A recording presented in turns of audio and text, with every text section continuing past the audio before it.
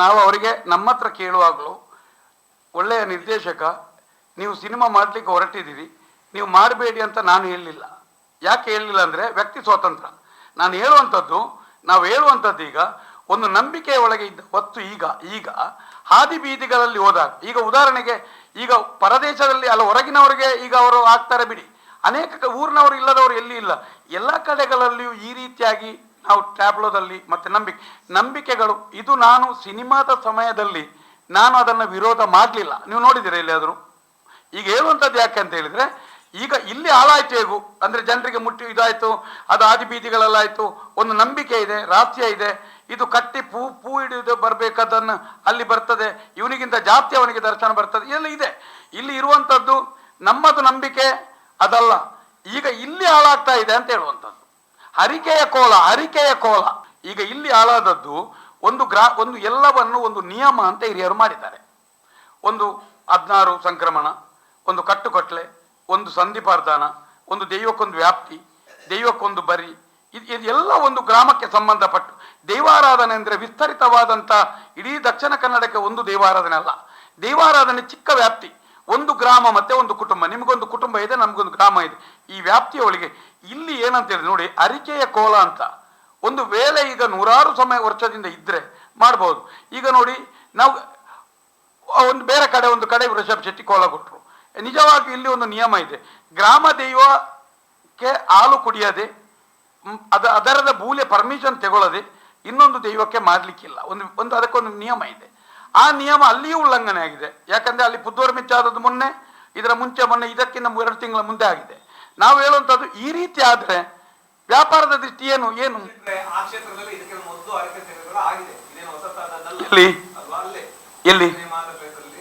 ಎಲ್ಲಿ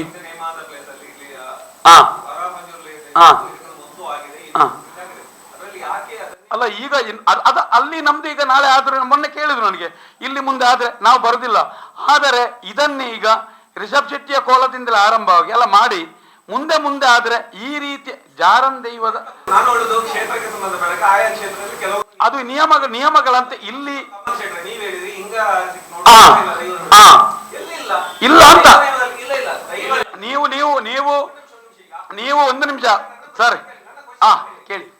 ದೈವ ನುಡಿ ಕೊಡುವಾಗ ಕೆಲವೊಮ್ಮೆ ಇಲ್ಲಿ ಮನೆ ಮಂಚವಿದೆ, ಅಲ್ಲಿಂದ ಹಿಂಗಾರ ತರಿಸಿ ನುಡಿ ಕೊಟ್ಟದ್ದು ನೋಡಿ. ಈಗ ನೀವು ಅದನ್ನು ನೋಡಿದ್ದು, ಈಗ ಚರ್ಚೆ ಆದರೆ ರಾತ್ರಿ ಹಗಲು ಮಾಡಬೇಕಾದಿತ್ತು.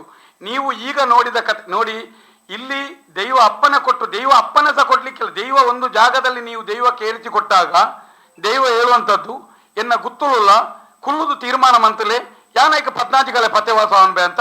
ಅಲ್ಲಿ ಎಲ್ಲಿಯೂ ದೈವ ಕಟ್ಟಿ ಚರ್ಚೆಗಳಾಗ್ಲಿಕ್ಕಿಲ್ಲ, ಬಲಿಮೆ ಆಗ್ಲಿಕ್ಕಿಲ್ಲ, ಏನಿಲ್ಲ.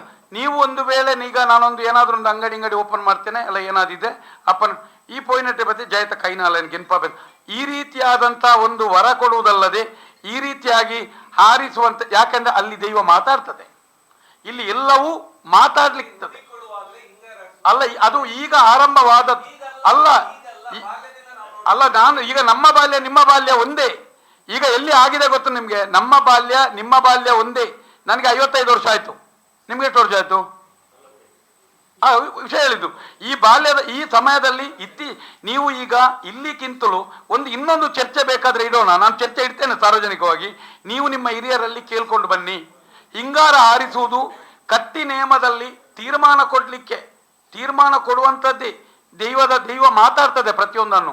ಈ ರೀತಿಯಾಗಿ ಈಗ ಕುಟುಂಬ ಪದ್ಧತಿಯ ದರ್ಶನ ಪಾತ್ರಿಗಳು ಮತ್ತೆ ನಾಗಪಾತ್ರಿಗಳು ಅನುಸರಿಸಿದ ವಿಚಾರವನ್ನ ಈ ದೈವದ ಕಟ್ಟುವವರಲ್ಲಿ ಆದದ್ದು ಒಪ್ಪಬೇಕಲ್ಲ. ನೋಡಿ, ನಾನು ಮೊದಲು ಅಲ್ಲ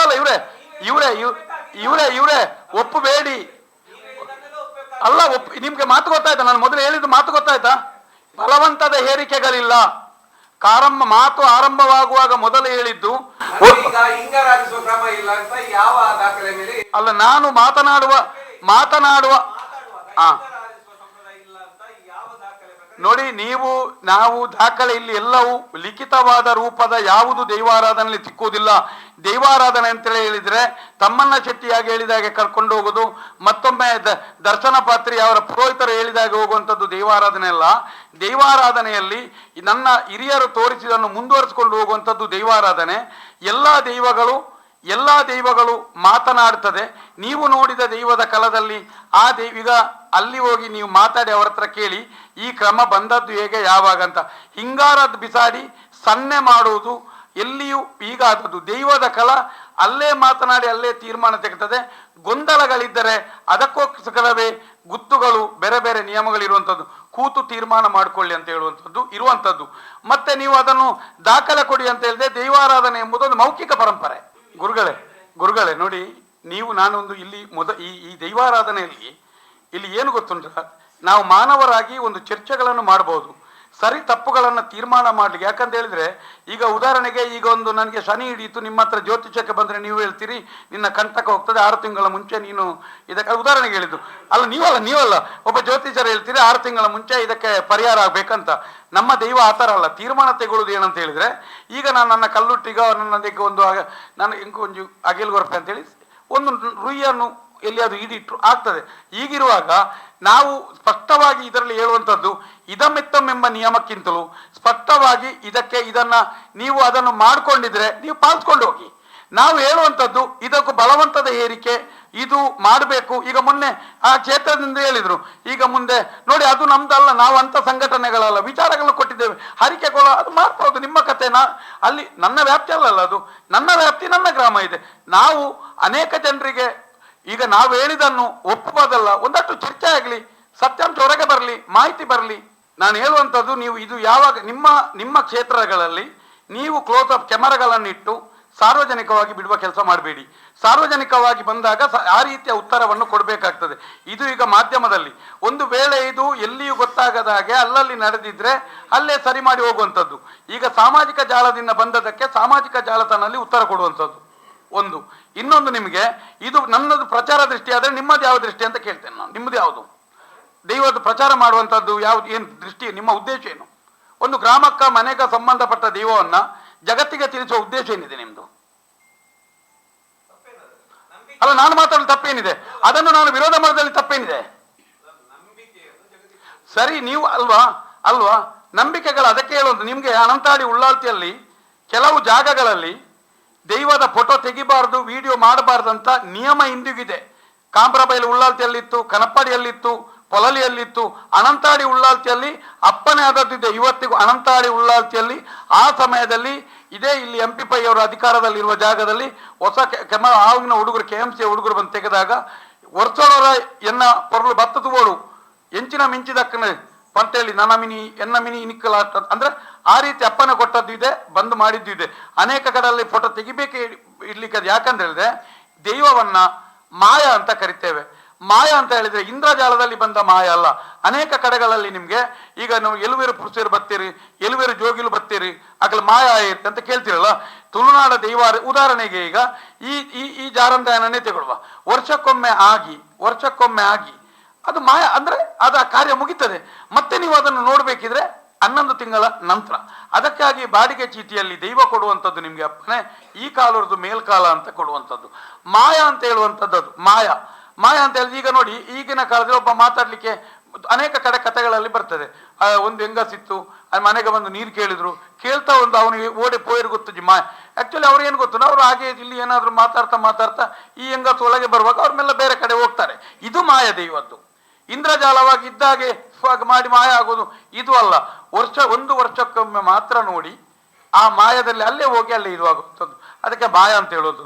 ಮತ್ತೆ ನಮ್ದು ಇನ್ನೊಂದು, ನೀವು ಹೇಳಿದ್ರಿ, ನೀವು ಗಗ್ಗರ್ದೆಚ್ಚಿಯಲ್ಲಿ ಎಲ್ಲಿಯೂ ನೀವು ನಮ್ಮ ಮನೆಯಲ್ಲಿರುವಂಥ ಮಗುವಿಗೆ ಒಂದು ಬೆಳ್ಳಿಯ ಗೆಜ್ಜೆಯನ್ನ ನೀವು ತಂದಾಗ ಆ ಮಗು ಯಾವ ರೀತಿ ಕಾಲಿಗೆ ಕಟ್ಟಿ ತಾಯಿಯ ಮಡಿಲಿಗೆ ಇದ್ದವರಲ್ಲಿ ಎಲ್ಲರಲ್ಲೂ ತೋರಿಸಿ ತನ್ನ ಸಂತೃಪ್ತಿಯನ್ನು ವ್ಯಕ್ತಪಡಿಸ್ತದೆ, ಖುಷಿಯಲ್ಲಿ ಅದರ ಅಂಗಿ ಮೇಲೆ ಇರ್ತದೆ, ಇದರ ಒಟ್ಟು ಅದೇ ರೀತಿ ದೈವ ತನ್ನ ನಿಜರೂಪವನ್ನು ಮಾಡಿ ಆಭರಣಧಾರಿಯಾಗಿ ಅಲ್ಲಿ ಗಗ್ಗರ ತೆಗೊಂಡು ಗಗ್ಗರ ದಿಪ್ಪೆ ಅಂತ 3 ಗಗ್ಗರನ್ನು ಇಟ್ಟ ನಂತರ ಎಲ್ಲರ ಬಳಿಯಲ್ಲಿ ಹೋಗ್ತದೆ. ಈಗ ಮಾಡಿಕೊಂಡು ಯಾನುಳ್ಳೆ ಅಂತೇಳಿ ಹೇಳಿ ಮಾತಾಡಿ ಎಲ್ಲ ಅಂದ್ರೆ ಬರ್ತದೆ. ಅಂದ್ರೆ ಅಲ್ಲಿ ಅದರ ಸಂತೃಪ್ತ ಭಾವವನ್ನು ವ್ಯಕ್ತಪಡಿಸುವಂಥದ್ದು, ಅದರ ಖುಷಿಯನ್ನು ವ್ಯಕ್ತಪಡಿಸುವಂಥದ್ದು. ನಂತರ ಆ ಸಮಯದಲ್ಲಿ ಈಗ ಇವರೆಲ್ಲ ಮೊನ್ನೆ ಎಣ್ಣೆ ಬುಲ್ಲೆ ಕೊಟ್ಟಾಗ ಈಗೆಲ್ಲ ಕೈ ಕಾರು ಮೇಲೆ ಮಾಡಿದ್ರಲ್ಲ, ಅದು ಇಲ್ಲ. ಅದು ಎಲ್ಲಿ ಮಾತಾಡ್ಬೇಕು, ದೈವ ಬಾಯಿ ಬಿಡುಪುಣೆ ಅಂತ ಒಂದು ನಿಯಮ ಇದೆ. ಬಾಯಿ ಬಿಡು ಯಾವಾಗ ಬಾಯಿ ಬಿಡಬೇಕು? ಅದು ನಿಮ್ಗೆ ಇದು ಗಗ್ಗರದ ಹೆಚ್ಚಾಗಿ ಅನಿಯಲ್ಲಿ ಅಲ್ಲಿ ಸಂಧಿ ಆಗಿ ದೈವ ಗರ್ಭಗುಡಿಗೆ ತಿರುಗಿ ನಿಲ್ತದೆ. ತಿರುಗಿ ನಿಂತಾಗ ಸಂಬಂಧಪಟ್ಟವರೆಲ್ಲರೂ ಅದರ ನಂತರ ಬರುವಂಥದ್ದು ಜೋಗ. ಅಲ್ಲಿ ನಿಮಗೆ ಇದು ಕಾಲಾದಿ ಕೊರ್ಪುಣಂಚಿನ ತೇವೆ ಸಂತೋಷರು ಕೈಕೋಣಂತೇಳಿ ಆ ಹೂ ಹಾಕಿದ ತಕ್ಷಣ ಶರೀರದಲ್ಲಿ ಆವೇಶ ಬರ್ತದೆ.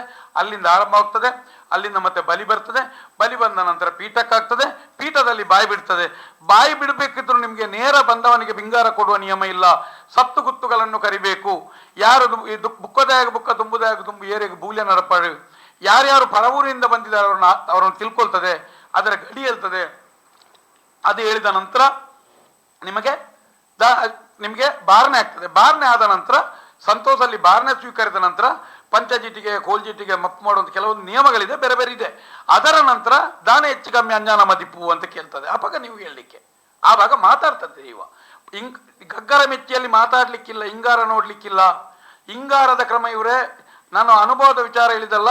ಈಗ ಇರುವಂತ ಮನೆಗಳಲ್ಲಿರುವಂತ ದರ್ಶನ ಪಾತ್ರಿಗಳು ಅಲ್ಲ. ನೀವು ಒಂದು ಕೆಲಸ ಮಾಡಿ, ಈ ಸಲ ನಾನು ನಿಮ್ಮ ಜೊತೆ ಒಂದಷ್ಟು ಅಧ್ಯಯನಶೀಲರಾಗಿ ಅದನ್ನು ನೋಡೋಣ ಅಂತ, ಎಲ್ಲಿ ಇದೆ ಏನು ಅಂತೇಳಿ ನಾನು ಬರ್ತೇನೆ ನಿಮ್ಮ ಜೊತೆ.